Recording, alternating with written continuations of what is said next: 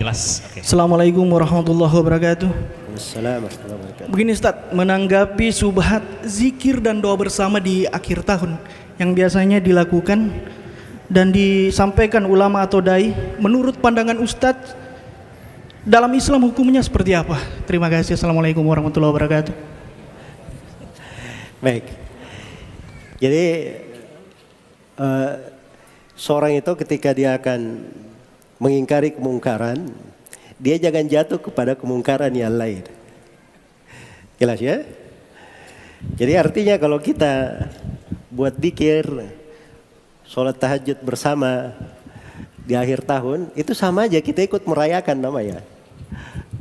Ya, cuma yang sana merayakannya dengan apa? Petasan di jalan dan seterusnya. Ini merayakannya dengan pengajian dan sholat. Jelas ya? Dan tidak ada di dalam syariat kita apa yang dinamakan zikir bersama di akhir tahun atau melakukan sholat tahajud bersama di akhir tahun atau pengajian di akhir tahun. Itu tidak ada. Ya, akhir tahunnya saja tidak dikenal dalam Islam, akhir tahun Masehi.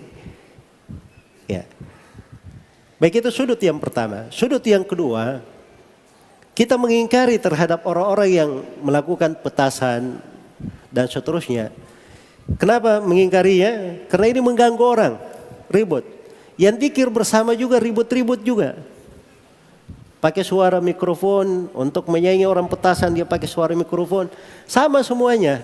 Tetap saja kita di tengah malam tidak bisa tidur. Kan bersyirikat dalam mengganggu namanya.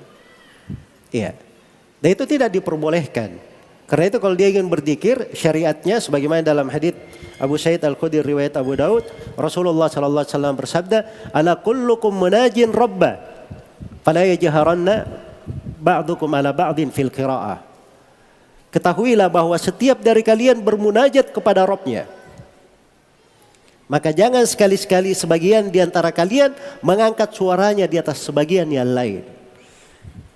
Jelas ya? Karena itu solusinya apa? Solusinya tinggal di rumah. Iya. Itu solusi untuk semua fitnah seperti itu. Diriwayatkan oleh Imam Tirmidzi dari Uqbah bin Amir Al-Juhani radhiyallahu taala anhu, beliau bertanya kepada Nabi sallallahu alaihi wasallam, "Ya Rasulullah, man najah?" Wahai Rasulullah, apakah jalan keselamatan? Kata beliau, "Amsik alaika lisanak." Jaga lisan kamu. Wal yasa'ka baituk. Dan hendaknya rumahmu menjadi lapang bagimu. Nah, rumah ini hendaknya menjadi lapang bagimu. Wabaki ala khati'atik, dan tangisi dosa-dosamu. Tangisi dosa-dosa kamu. Nah, itu jalan keselamatan. Dan diriwayatkan oleh Imam Muslim dari Ma'qil bin Yasar radhiyallahu taala anhu, Rasulullah sallallahu alaihi wasallam bersabda, "Al-ibadatu fil haraj kahijratin ilayya."